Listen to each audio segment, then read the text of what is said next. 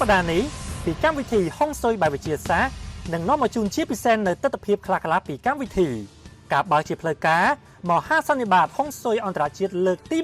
21ដែលកម្ពុជាធ្វើជាម្ចាស់ផ្ទះហើយនឹងមានការអញ្ជើញចូលរួមពីសំណាក់អ្នកជំនាញផ្នែកហុងស៊ុយសំខាន់ៗនិងល្បីៗជុំវិញពិភពលោកផងដែរចង់ដឹងថាតើទស្សនវិជ្ជាទាំងនោះមានខ្លឹមសារដូចម្តេចខ្លះសូមអញ្ជើញទស្សនាដូចតទៅ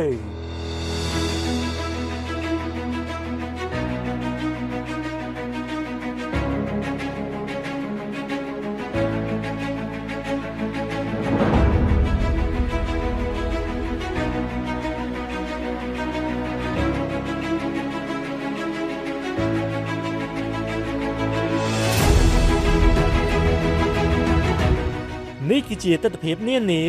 នៃពិធីបដិសណ្ឋារកិច្ចចំពោះភ្ញៀវកិត្តិយសដែលបានចូលរួម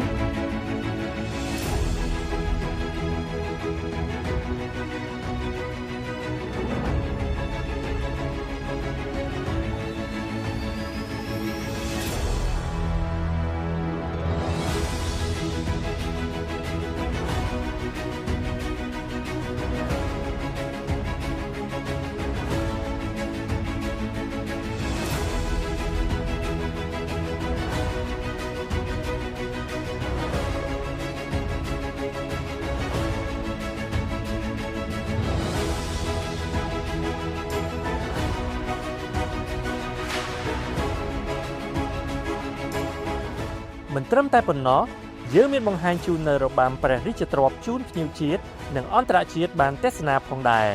ដើម្បីបង្ហាញឲ្យភ្ញៀវអន្តរជាតិបានឃើញពីរបាំប្រពៃណីជាតិនិងវប្បធម៌ដ៏យូរលង់ទៅកាន់ឆាកអន្តរជាតិអុកញ៉ាឡុងណាលីប្រធានសមាគមហុងស៊ុយអន្តរជាតិប្រចាំកម្ពុជាផ្ដល់កិត្តិយសឡើងមកកាន់វេទិកាដើម្បីថ្លែងសន្ទរកថាស្វាគមន៍ជូនដល់មហាសន្និបាតនាងខ្ញុំសូមសម្ដែងនៅគៀវរកិច្ចដ៏ខ្ពង់ខ្ពស់ចំពោះឯកឧត្តមចាយបរិនរដ្ឋមន្ត្រីក្រសួងធម្មការនិងសាសនាលោកដារ៉ានអឹងប្រធានសមាគមហុងស៊ុយអន្តរជាតិ ISSA Grand Master Tan Hun Yong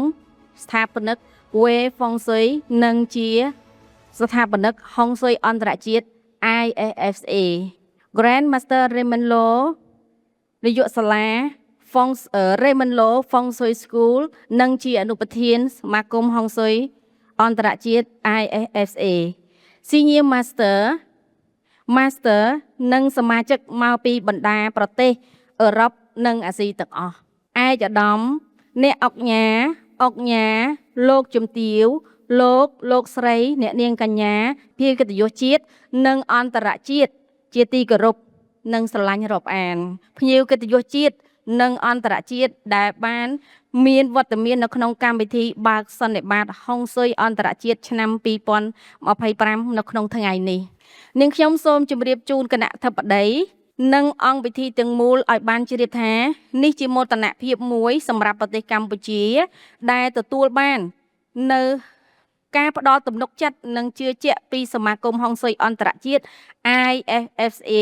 ធ្វើជាម្ចាស់ផ្ទះរៀបចំកម្មវិធីសន្និបាតហុងស៊ុយអន្តរជាតិឆ្នាំ2025ក្នុងថ្ងៃនេះ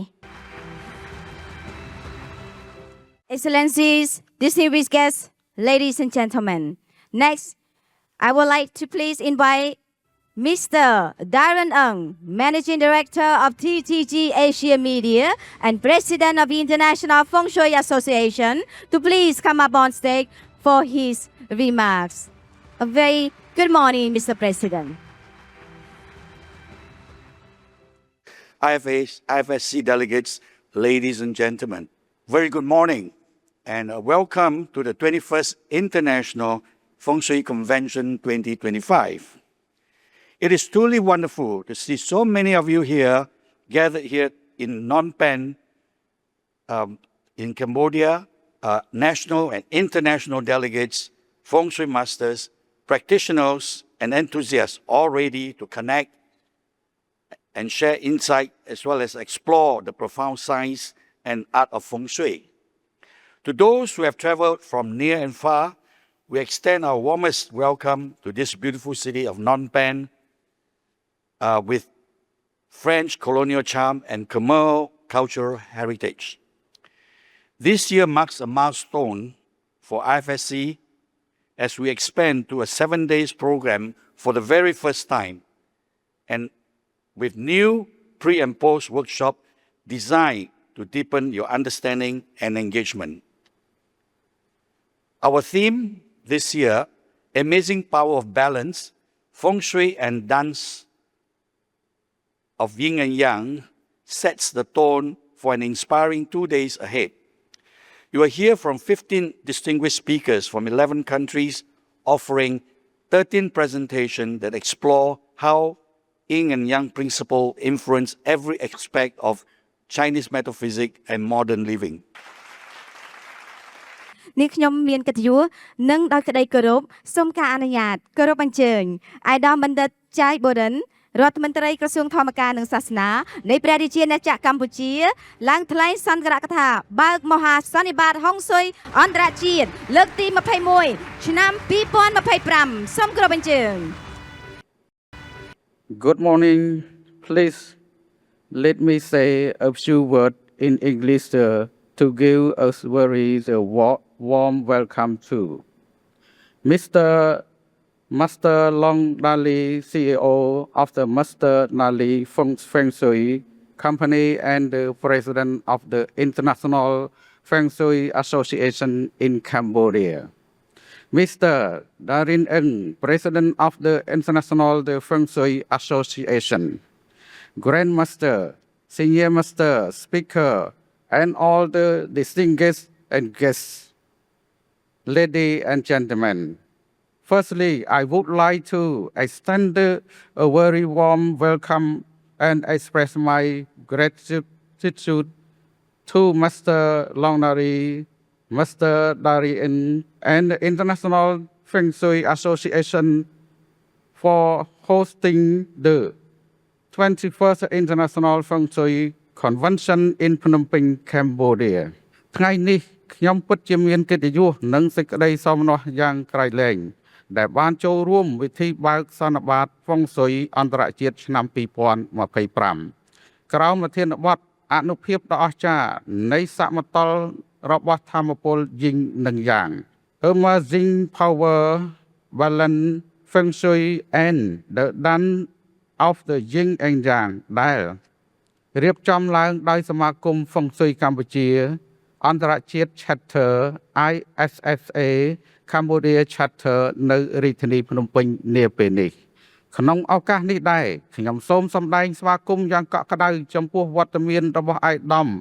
លោកជំទាវលោកអ្នកអង្គញានិងថ្នាក់ដឹកនាំសមាគមថ្នាក់ជាតិនិងអន្តរជាតិ Master ហុងស៊ុយគ្រប់រូបសមាជិកសមាជិកាទាំងអស់ដែលបានអញ្ជើញចូលរួមក្នុងពិធីបើកសន្និបាតហ្វុងស៊ុយអន្តរជាតិឆ្នាំ2025នាពេលនេះ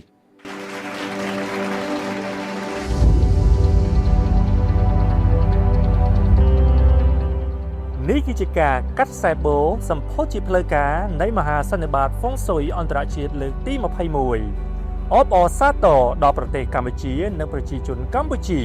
ដែលបានទទួលកិត្តិយសនិងឱកាសធ្វើជាម្ចាស់ផ្ទះ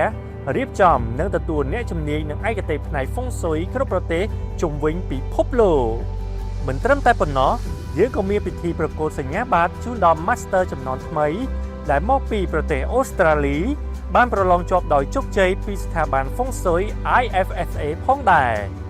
ក៏មានការធ្វើបទបង្ហាញពី Grand Master តាំងគុនយ៉ុងកម្ពុជាចិនសែលំដាប់ពិភពលោកនិង Senior Master ហ្គោកុនឡុងអំពីតុល្យភាពនៃយីននិងយ៉ាងជីវិតរស់នៅបែបបុរាណនិងទំនើបក៏ដូចជាស្ថាបត្យកម្មនៃការរៀបចំគម្រោងយីន Paradise ផងដែរខ្ញុំអាចនិយាយបានថានេះគឺជារាត្រីមួយដ៏មានអត្ថន័យដែលបានសិក្សាពីពួកគាត់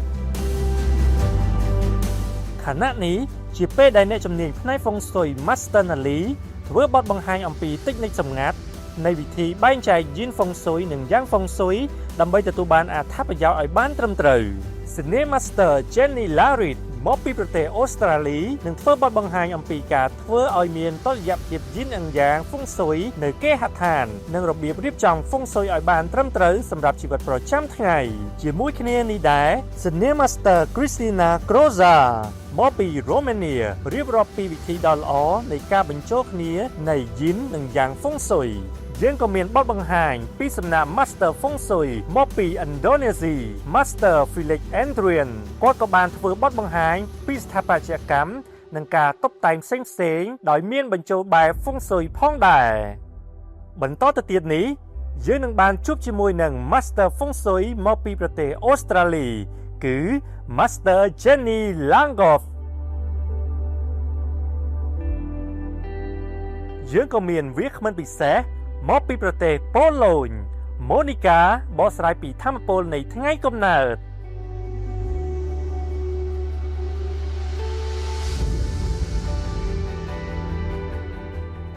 Master Regot មកពីម៉ាឡេស៊ីក៏បានរៀបរាប់ពីយីនហ្វុងស៊ុយពីការជ្រើសរើសថ្ងៃសម្រាប់បញ្ចុះសពផងដែរនេះគឺជាទស្សនវិជ្ជាបញ្ចប់ក្នុងថ្ងៃទី1នៃមហាសន្និបាតហ្វុងស៊ុយអន្តរជាតិលើកទី21ដែលបញ្ចប់ដោយភាពជោគជ័យនិងពោរពេញដោយចំណេះដឹងតែកម្មវិធីនេះមិនទាន់ចប់នោះទេយើងនឹងបង្ហាញជាបន្តទៀតនៅទស្សនវិជ្ជាថ្ងៃទី2នៃមហាសន្និបាតនេះ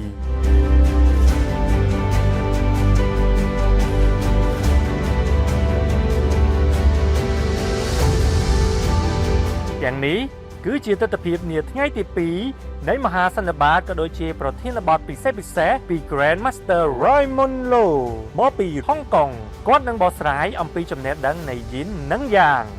អ្នកឯកទេសដូចជា Grand Master, Senior Master និង Master បានធ្វើកិច្ចពិភាក្សាជុំគ្នាជាមួយនឹងការឆ្លើយនឹងសំណួររបស់ភ្ញៀវដែលបានចូលរួមផងដែរចុងបញ្ចប់នៃកិច្ចពិភាក្សាយើងក៏មានការផ្ដល់ជូននៅវិញ្ញាបនបត្រក៏ដូចជាពានរង្វាន់ជូនដល់វាគ្មិនអន្តរជាតិទាំងអស់ដែលបានចូលរួមផងដែរ Senior Master Janila តួជំនួស Grand Master Stephen Skinner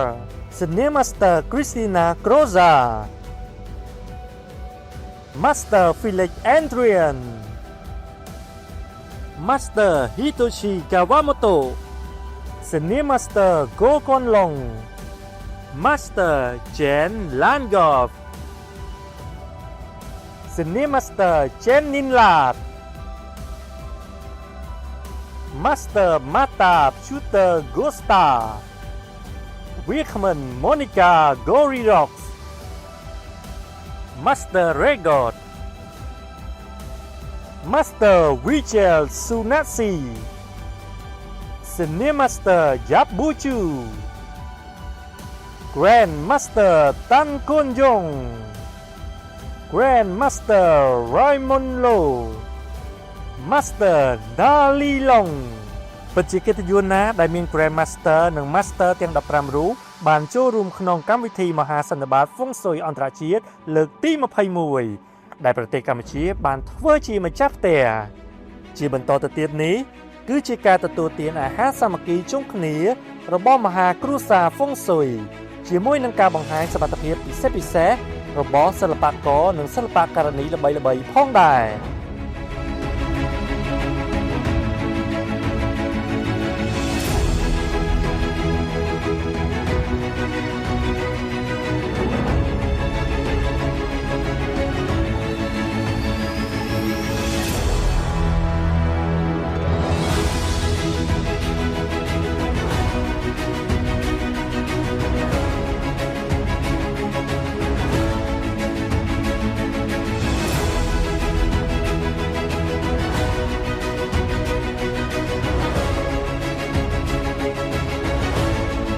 ខណៈនេះយើងខ្ញុំសូមបង្ហាញជូនប្រិយមិត្តរបស់កម្មវិធីហ្វុងស៊ុយបែបវិទ្យាសាស្ត្របានឃើញជាពិសេសនៅរបាំបុរាណខ្មែរក៏ដូចជាវប្បធម៌ជាតិខ្មែរទៅកាន់ភ្ញៀវអន្តរជាតិដូចតទៅ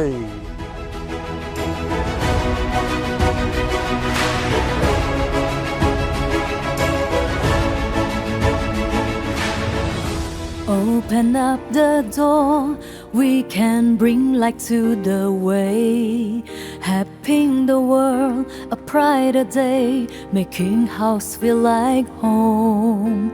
We learn and we share a feast of love and harmony. With biting toast, IFSA, we are bonded as one. This is our circle, we stand with unity.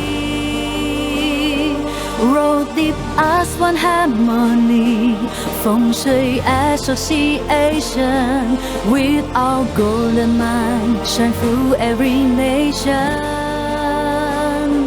Health, prosperity, our legacy lives on for generation. We the Feng Shui family, born by love and destiny. From east to west, we ride as one under the moon and sun. We the Feng Shui family, born by heaven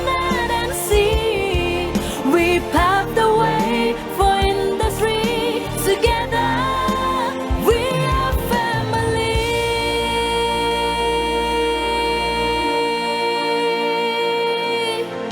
Open up the door, we can bring light to the way. Helping the world, a brighter day, making house feel like home.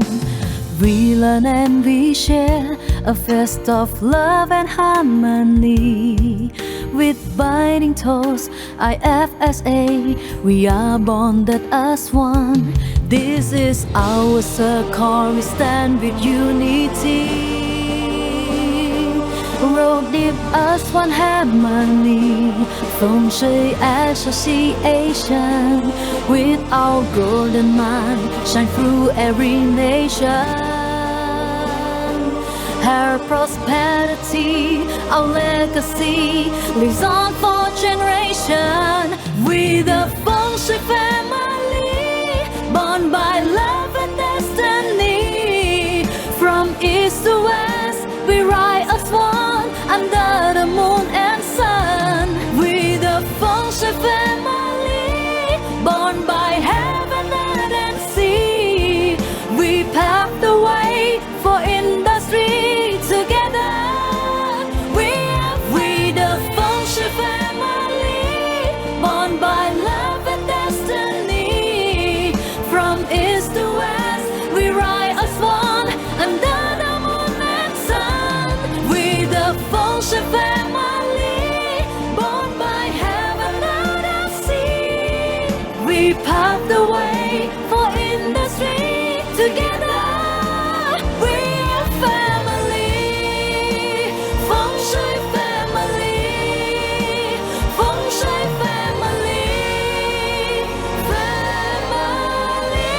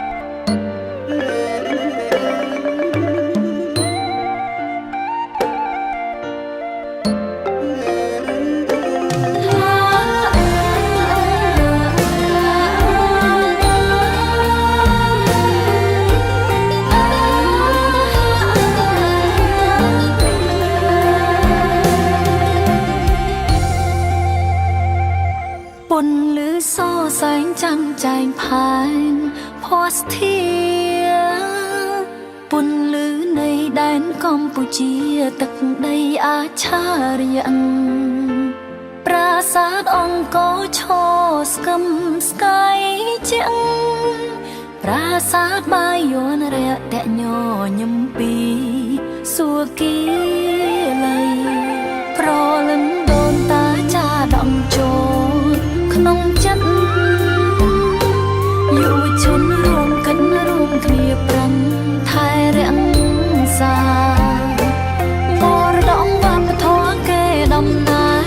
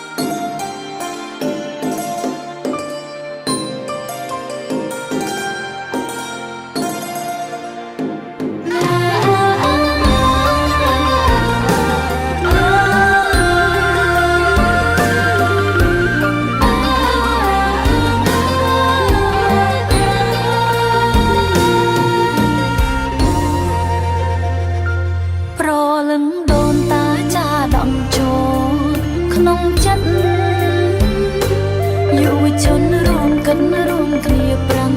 ไทยเรียงสามรดกมาปะทอแก่ดำนายทลายทลาอยู่ชนไทยมารามีนก็ได้ปราถนากระไดสองคำกระไดสรอไหมแม่ดงดอทมสนามโยนยิงบองโอนเจียทะลมกระไดสรอไหมรวมสร้างจิตอ้อยทการบัวยังเตยปรังลารวมขเนียจือเจ้ากัมพูชีเจือทาขมายทวบานเธอไว้ไว้กรุบยางนำไปเปลี่ยนตะพูงแค่มาราเจือกำลังชันเตียงเจือเลิกก็ได้ปรารถนาโปรดเจียตัวเตียงรถทางบ้านสัญญารวมจัน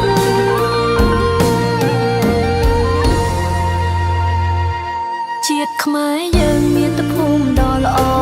ปรอไปอยู่ไปจนปรอใสออคนตักได้อาชาเรียมกัมพูเจียเปรริเจียอาณาจังละใบละบานอามตันสันไปเพียบต่อเรียนเต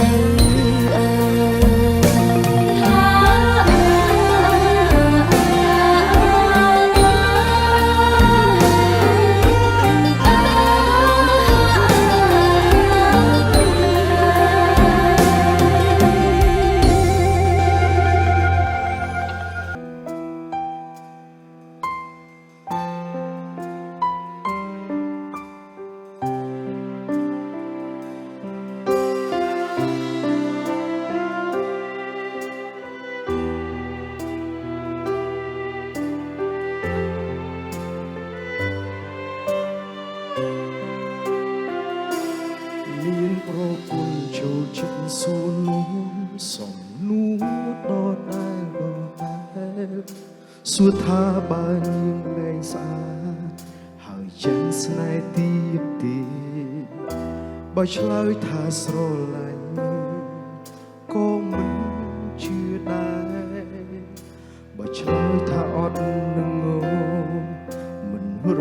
កបាយទឹកមានប្រពន្ធមានអ្វីមិនល្អមិនគួរឲ្យនាងខូចចិត្តគេថាគូជីវិតធ្វើមិនជាតិទៅជួប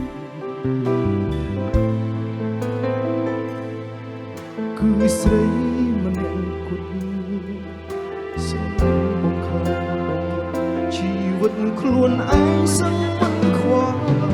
ព្រោះថ្ងៃក្រោយអូនប្រែជាអ្វីក៏ប្តីនៅស្រឡាញ់ស្ងួនក្តីសុខរបស់បងឃើញអូនមានសុភមង្គលសេរីភាពលែងសំខាន់មានប្រពន្ធដូចនេះមករួមគុំពេលបោះយោ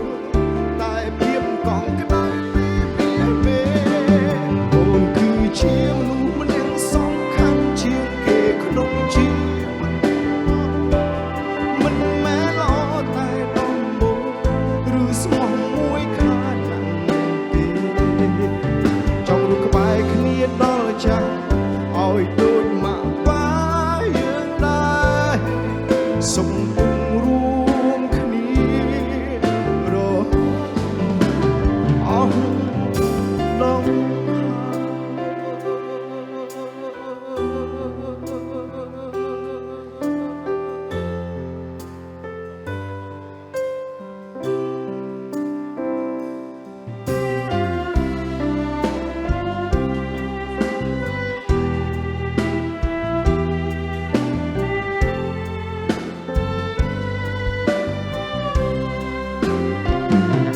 អូនសំឡាញ់ចាំទេពុំយើងជួបចិត្តមានក្តីស្រមៃចង់មានអ្វីៗគ្រប់យ៉ាងដើរគ្រប់កន្លែង ងចង់ទៅធ្វើបុណ្យរួមគ្នាពេលចាំមានចាំបងនៅតែគេងកើយភ្លឹកទោះត្រូវគេហៅថាតាយេទោះថ្ងៃក្រោយអូនប្រែជាអ្វីក៏ប្តីនៅស្រឡាញ់ស្នេហ៍ក្តីសុខរបស់បងឃើញអូនមានសុភមង្គលសេរីភាពលែងសំខាន់មានប្រពន្ធដូចនេះមកព្រួងគុំពេលបងយល់តែភាពកក់ក្ដៅពីមាសមេអូនគឺជាមនុស្សម្នាក់សំខាន់ជាងគេក្នុងជីវិតបងមិនមែនល្អតែដំបូង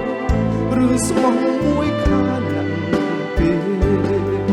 ចង់រស់ក្បែរគ្នាដល់ចាស់ឲ្យដូចម៉ាក់ប៉ាយើងដែរសុខទុក្ខរួមគ្នារហូតអស់ដងហើយថ្ងៃក្រោយអូនប្រែជាអ្វីក៏ប្តីនៅស្រឡាញ់សុខក្តីសុខរបស់ឃើញអូនមានសុភមង្គលសេរីភាពលែងសំខាន់មានប្រពន្ធដូចនេះមករួងក្រុមពេលបងយល់តែភាពកក់ក្ដៅពីមាសមេអូនគឺជាមនុស្សម្នាក់សំខាន់ជាងគេក្នុងជីវិតមិនមែនល្អតែដំបូងឬស្មោះមួយខាងណាស់ពេកចង់រស់ក្បែរគ្នាដល់ចាស់ឲ្យដូចម៉ាក់ប៉ាយើងដែរសុខទុក្ខរួមគ្នារហូតអស់ដង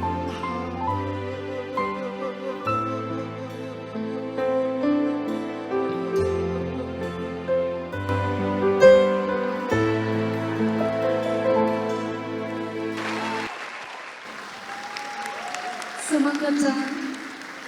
នេះខ្ញុំអោតសកកញ្ញា Popstar in Cambodia សូមអនុញ្ញាតគោរពតាំងជំរាបសួរដល់វត្តមានគណៈធិបតីភ្ញៀវកិត្តិយសដែលបានអញ្ជើញក៏ទូទាំងពិភពលោកចា៎បកលទឹកដី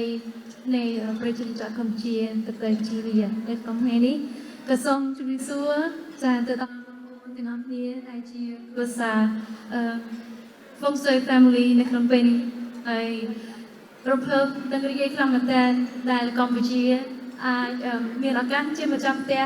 ដ៏រីករាយក៏ដូចជាស្វាគមន៍រាល់វត្តមានរបស់ភ្ញៀវកិត្តិយសទាំងអស់គ្នានៅក្នុងថ្ងៃនេះដូច្នេះសូមរីករាយនឹងបន្តស្ដាប់កំសាន្តជាមួយនឹងចម្រៀងរបស់លោកខ្ញុំមួយបាត់ទៀតដោយតទៅ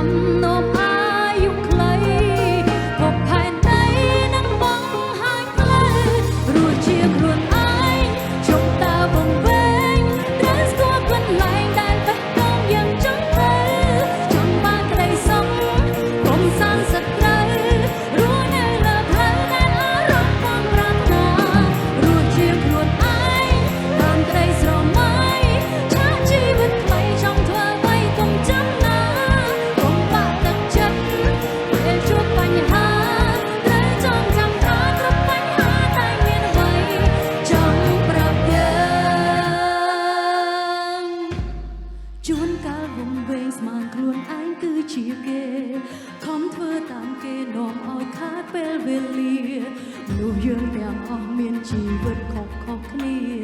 កុំទៅគ្នាធ្វើអ្វីជីវិតមួយកុំឲ្យស្ដាយឬឲ្យសប្បាយគឺមានន័យកុំព្រួយបារម្ភនាំអាយុខ្លីអបផែនដីនឹងបងបង្ហាញផ្លូវរួចជាខ្លួនឯងជប់តាវងវែងតែស្គាល់កន្លែងដែលបេះដូងយើងចង់ទៅចង់បានក្តីសុខកុំសាងសង់ទៅព្រោះនៅលើផ្លូវដែលអារម្មណ៍បងប្រាថ្នារួចជាខ្លួនឯងបានក្តីស្រមៃឆាជីវិតថ្មីចង់ធ្វើអ្វីកុំចាំណាកុំបាក់ទឹកចិត្ត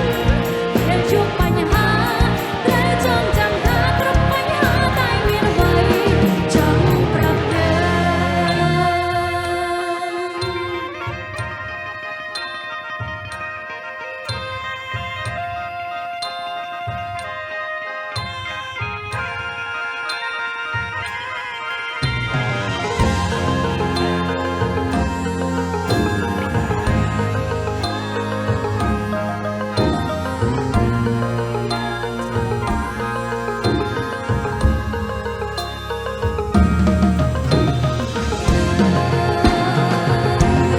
ចង់ប្រាប់យើងថាយើងធ្វើ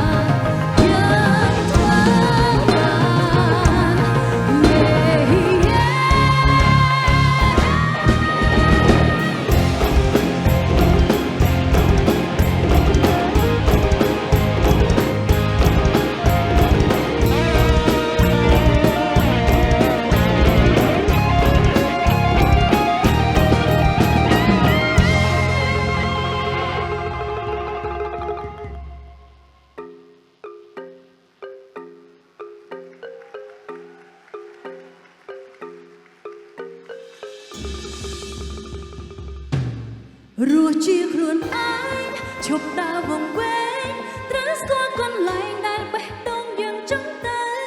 ចង់បានក្តីសុខកុំសាងសត្រូវរស់នៅលើផ្លូវដែលអារម្មណ៍បងប្រាថ្នារស់ជាខ្លួនឯងតាមក្តីស្រមៃឆាជីវិតថ្មីចង់ធ្វើអ្វីកុំចាំណាកុំបាក់ទឹកចិត្តពេលជួបបញ្ហាត្រូវចងចាំថាគ្រប់បញ្ហាតែមានអ្វីចង់ប្រាប់យើងចង់ប្រាប់យើងថា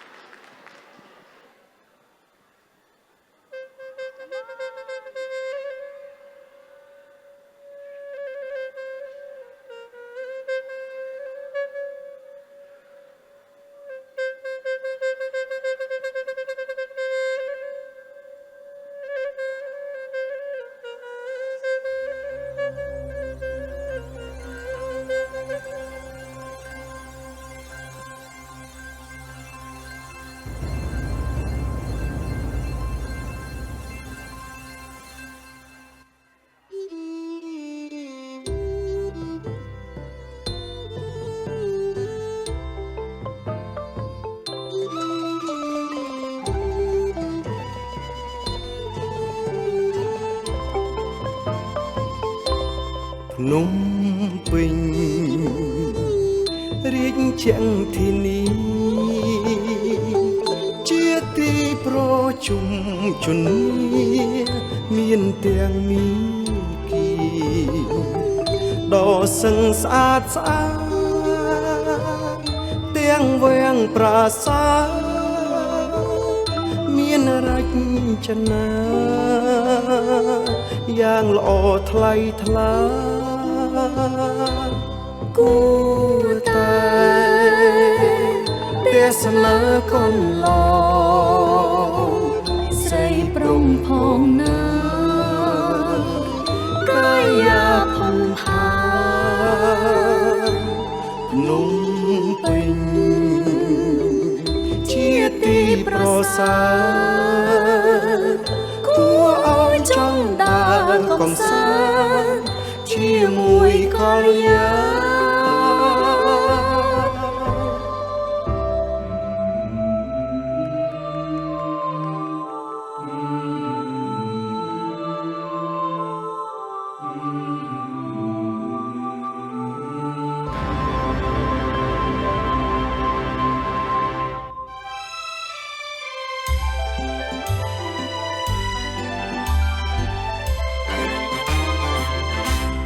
ភ្នំ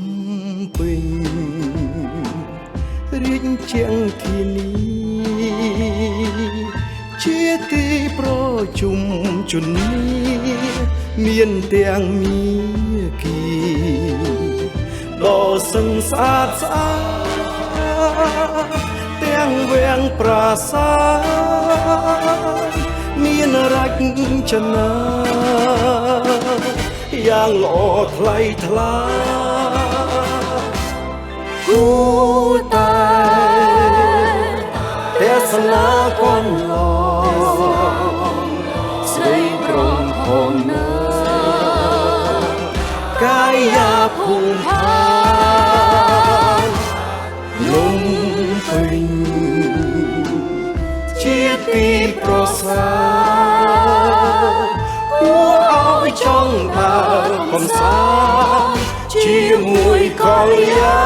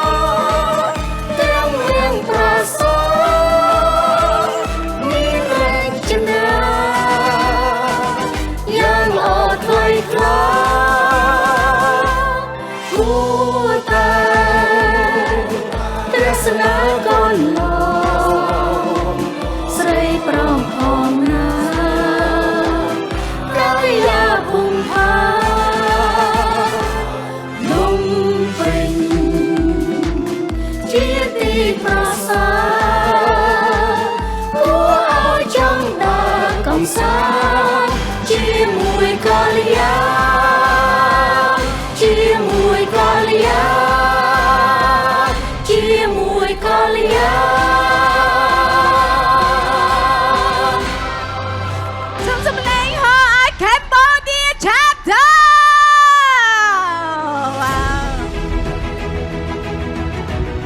នេះគឺជារាត្រីដ៏អស្ចារ្យដែលយើងទាំងអស់មានវត្តមាននៅក្នុងកម្មវិធីមហាសន្និបាតហ្វុងស៊ុយអន្តរជាតិលើកទី21ដែលមានកម្ពុជាជាម្ចាស់ផ្ទះ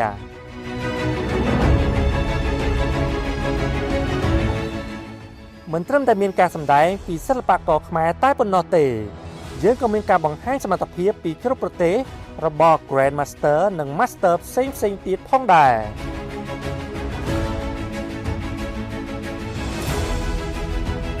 យើងខ្ញុំសង្ឃឹមថាគ្រប់បណ្ដាភ្ញៀវអន្តរជាតិទាំងអស់នឹងចងចាំប្រទេសកម្ពុជាដែលយើងមានទឹកដីដ៏ស្រស់ស្អាតប្រជាពលរដ្ឋមានស្នាមញញឹមជាមួយនឹងវប្បធម៌ដ៏ស្រស់បំព្រងរបស់យើង